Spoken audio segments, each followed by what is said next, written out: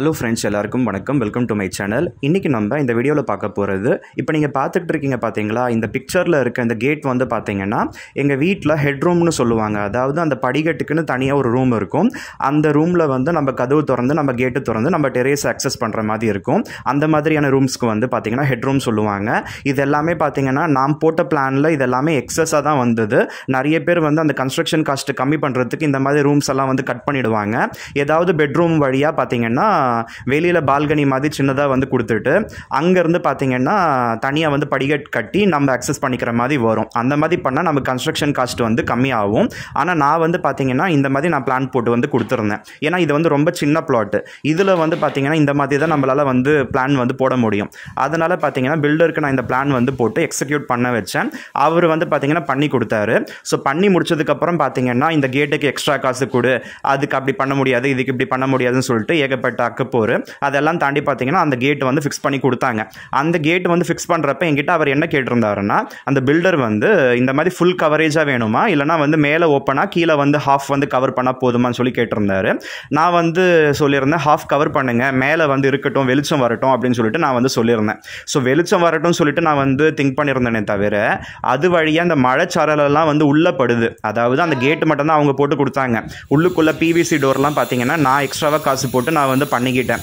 So அந்த மாதிரி இருக்கப்ப அந்த சாரல் அந்த மழை வந்து எல்லா பக்கமும் வீசுகிறப்ப பார்த்தீங்கன்னா அந்த கேட்டுக்குள்ளே வந்து விழுது. அந்த சாரல் பட்டு அந்த பிவிசி டோர் வழியாக பார்த்தீங்கன்னா உள்ளுக்குள்ளே லீக் ஆக ஆரம்பிச்சிடுது. அதனால் பார்த்தீங்கன்னா ஒவ்வொரு வருஷமும் பார்த்தீங்கன்னா அந்த கேட்டை வந்து கவர் பண்ணுறதுக்கு ஃபைபர் ஷீட் வந்து போட்டு பார்த்தேன். அதுக்கு 500,000 கணக்கில் வந்து செலவு பண்ணி 2 வருஷத்துக்கெல்லாம் பார்த்தீங்கன்னா அது வெயில் பட்டு அந்த பிளாஸ்டிக் வந்து பார்த்தீங்கன்னா பொடி பொடியாக தூளாக ஆகிப்போச்சு. அதனால் அந்த ஃபைபர் ஷீட்டு வந்து செட் ஆகலை. அதுக்கப்புறம் பார்த்தீங்கன்னா இந்த பல்லாவரம் சந்தை போனப்போ அங்கே தார்பாய் வாங்கிட்டு வந்தேன். அந்த தார்பாய் வந்து அல்ட்ரா வயலட் ரேஸ் எல்லாம் தாங்கும், எவ்வளோ சூரிய வெளிச்சத்துலேயும் வந்து உழைக்கும் அப்படிலாம் சொன்னாங்க. அந்த தார்பாயை 4 மடங்கு வந்து மடித்து அதை வந்து நான் போட்டு நான் அந்த இது கவர் பண்ணி வச்சுருந்தேன். அப்போ கூட பார்த்தீங்கன்னா அந்த சூரிய ஒளி பட்டு பார்த்தீங்கன்னா அதுவுமே பார்த்தீங்கன்னா கிழிஞ்சு போச்சு. எல்லாமே பார்த்தீங்கன்னா மக்கி போயிடுது. அப்படி மக்கி போயிட்டு மிஞ்சி போனால் ஒரு 6 மாதம் 1 வருஷத்துக்கு பார்த்தீங்கன்னா மறுபடியும் 500,000 கணக்கில் செலவு வச்சுக்கிட்டே தான் இருந்தது. அதனால் பார்த்தீங்கன்னா ஒவ்வொரு தடவையும் நம்ம ஸ்ட்ரெயின் பண்ணி அங்கே போயிட்டு அதை க்ளீன் பண்ணிவிட்டு மறுபடியும் ஏதாவது புதுசாக அரேஞ்ச் பண்ணுறதுக்குள்ளே போதும் ஆகிப்போச்சு. அது பார்த்தீங்கன்னா மெட்டீரியல் காஸ்ட் மட்டும் இல்லாமல் நம்ம வேற உழைக்கிறோம் இல்லையா, அதனால் வருஷ கணக்கில் பார்த்தீங்கன்னா இது பெரிய தலைவலியாக இருக்குது, பெரிய அக்கப்போராக இருக்குது. அதனால் அது சரி செஞ்சுக்கிறதுக்கு நான் வந்து என்ன பண்ணிட்டேன்னா, இது வந்து ஒரு இனிமேல் பெர்மனன்ட் சொல்யூஷன் வந்து பார்த்துக்கணும், டெம்பரரி சொல்யூஷன்ஸ்லாம் செட் ஆகாதுன்னு சொல்லிட்டு நிறைய பேர்கிட்ட வந்து பார்த்தீங்கன்னா கால் பண்ணி பேசியிருந்தேன். அதில் பார்த்தீங்கன்னா ஒரு சிலர் வந்து ஒவ்வொரு ரேட் வந்து சொல்கிறாங்க. கடைசியாக இப்போ நீங்கள் பண்ணிக்கிட்டு இருக்காங்க பார்த்தீங்களா, இவர்கிட்ட வந்து நான் கேட்டிருந்தேன். அவர் பார்த்தீங்கன்னா வீட்டுக்கு வந்துட்டு போயிருந்தார். அவர்கிட்ட ரொம்ப நாளுக்கு முன்னாடியே நான் கேட்டிருந்தேன். அப்போ வந்து பார்த்துட்டு ஒரு 2500 முடிக்கலாம் சார் அப்படின்னு சொல்லிட்டு போயிருந்தார். ஆனால் அப்போ வந்து பார்த்தீங்கன்னா என்கிட்ட அந்த காசே கூட இல்லாமல் இருந்தது. அதனால் சரி காசு ரெடி பண்ணதுக்கப்புறம் நான் கூப்பிட்றேன்னு சொல்லிட்டு சொல்லியிருந்தேன்.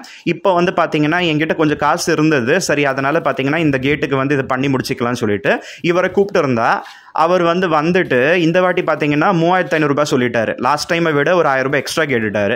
என்னென்னா எப்படின்னா, லாஸ்ட் டைம் வந்து இந்த வண்டி எல்லாம் கூட்டிகிட்டு வரதுக்கெல்லாம் நான் சார்ஜ் எல்லாம் இன்க்ளூட் பண்ணியிருக்க மாட்டேன், ஸோ இந்த வாட்டி 3,500 அப்படின்னு சொல்லிட்டு அவர்கிட்ட பார்கெயின் பண்ணி கடைசியாக 3,000க்கு வந்து இந்த ஒர்க்கு வந்து நான் முடிக்க வச்சேன்.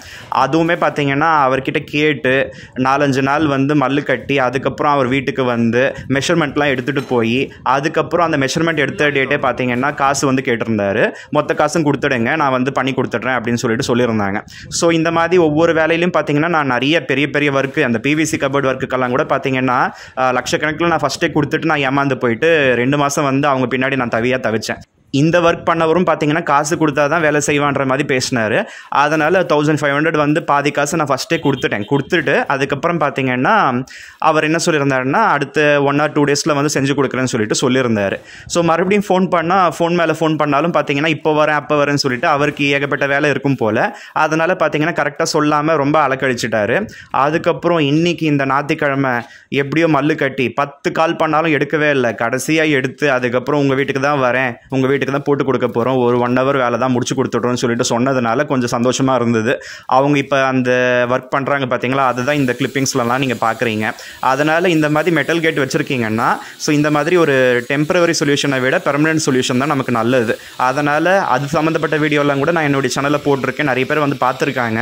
சரிப்பட்டு வராதுன்னு சொல்லிட்டு நான் பெர்மனெண்ட்டாகவே இதை வந்து நான் போட வச்சுட்டேன். ஸோ 3000 ரூபாய் ஒன்றுமே இல்லை. அந்த பாதி கவர் பண்ணுறதுக்கு இவ்வளோ செலவு. ஃபஸ்ட்டே பில்டர்கிட்ட சொல்லியிருந்தால் அது மொத்தமாக கவர் பண்ணுற மாதிரி அவரே வந்து போட்டு கொடுத்துட்ருப்பாரு.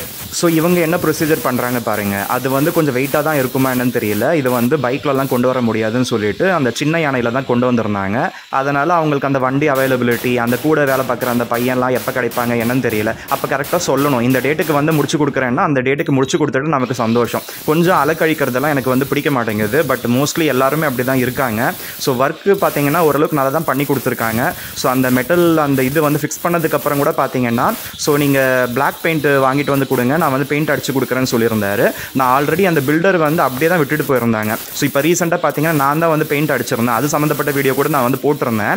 ஸோ அந்த பெயிண்ட் வந்து பார்த்தீங்கன்னா பாக்கி இருந்தது. அதனால் அதை கொடுத்தேன். அதை வச்சு பார்த்தீங்கன்னா அந்த அசிஸ்டண்ட்டே பார்த்தீங்கன்னா பெயிண்ட் வந்து அடிச்சு கொடுத்துட்டாரு. ஸோ இந்த பெயிண்ட் அடிச்சு கொடுப்பாங்கன்றதெல்லாம் நான் வந்து நினச்சி பார்க்கல. பட் அவங்க பண்ணி கொடுத்தாங்க, நல்லா தான் வந்து இருந்தது. ஸோ இதை வந்து கொஞ்சம் அலக்கடிக்காமல் கொஞ்சம் முன்கூட்டியே பண்ணியிருந்தாங்கன்னா எனக்கு ஓரளவுக்கு நல்லாவே சாட்டிஸ்ஃபை வந்து ஆயிருக்கும்.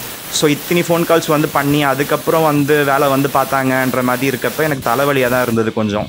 அதே நேரத்தில் இது வந்து GI மெட்டல் தான் அப்படின்னு சொல்லிட்டு சொல்கிறாரு. அது அப்படியே விட்டால் கூட துருவெல்லாம் பிடிக்காதுன்னு சொல்லிட்டு சொல்லியிருந்தாரு. பட் இருந்தாலும் நீங்கள் பெயிண்ட் அடிச்சுக்கோங்க நல்லதுன்னு சொல்லிட்டு பெயிண்ட் அடிச்சு கொடுத்துட்டு போயிருந்தாரு. ஒருவேளை அப்படியே விட்டுட்டா துரு பிடிக்குமா என்னன்னு தெரியல.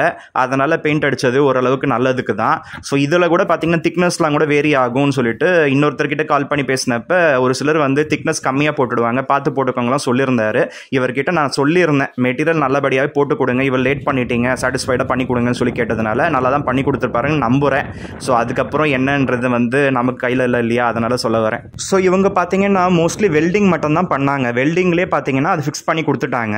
ஸோ வெல்டிங் பண்ணுறதுக்கு அது ஸ்ட்ராங்கான எக்யூப்மெண்ட்டு, அது வந்து நார்மல் ஸ்விட்ச் பாக்ஸ்லலாம் போட்டால் பவர் வந்து உங்களுக்கு ஏதாவது ப்ராப்ளம் ஆகிட போகுதுன்னு சொல்லிட்டு கீழே போயிட்டு EB பாக்ஸ் இருக்கும் பார்த்தீங்களா, அதுலேயே போட்டு டைரெக்டாக வந்து அவர் யூஸ் பண்ண ஆரம்பித்தார்.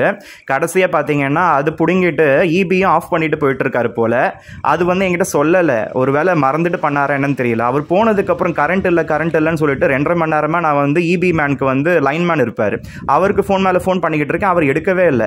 எனக்கு இன்னைக்கு கிளாஸ் வேறு எடுக்கணும். இது என்னடா இது, எனக்கு வம்பா போச்சு, எனக்கு இன்னைக்கு வந்து நாள் வீணாக போச்சுன்னு சொல்லிட்டு எனக்கு ரொம்ப கஷ்டமாக போச்சு. கடைசியாக ஃபோன் பண்ணி கேட்குறேன், என்னென்ன இப்படி பண்ணிட்டீங்கன்னா நான் பண்ணலன்னு சொல்கிறாங்க. ஸோ யாராக இருந்தாலும் வந்து செஞ்ச தப்பு ஒத்துக்க மாட்டேங்கிறாங்க இப்போல்லாம். ஸோ அதுக்கப்புறம் ஜஸ்ட்டு நான் ஆன் பண்ண கரண்ட் வந்துடுச்சு. அது மட்டும் இல்லாமல் வீட்டில் வேறு அம்மா வேறு கசகசன்னு வேறு இருந்திருக்கும் அவங்களுக்கு. அவங்க ரூமில் பார்த்தீங்கன்னா இப்போ வந்து வெளிச்சமும் கம்மியாகி போச்சு. பக்கத்தில் இருக்கவங்க பார்த்தீங்கன்னா அது ஃபுல்லாக கவர் பண்ணிட்டாங்க. அவங்க இடத்துல அவங்க கவர் பண்ணிக்கிறாங்க. பட் நமக்கு வெளிச்சம் குறைஞ்சி போச்சு. அதனால் இந்த மாதிரி ஏகப்பட்ட அக்கப்பூர். அது பத்தாதுன்னு சொல்லிட்டு வாஷிங் மிஷினில் வேறு துணி போட்டிருந்தேன். அந்த துணியெல்லாம் கூட பார்த்தீங்கன்னா கையில் பிழிஞ்சிட்டு நான் காய போட்டிருந்தேன். இதெல்லாம் ஏகப்பட்ட வேலை இல்லை. ஒரு அங்கே கரண்ட் இல்லாததுனால எவ்வளோ பிரச்சனை பாருங்கள். கடைசியில் பார்த்தீங்கன்னா EB பாக்ஸில் போயிட்டு ஜஸ்ட் ஆன் பண்ண உடனே கரண்ட் வந்துடுச்சு.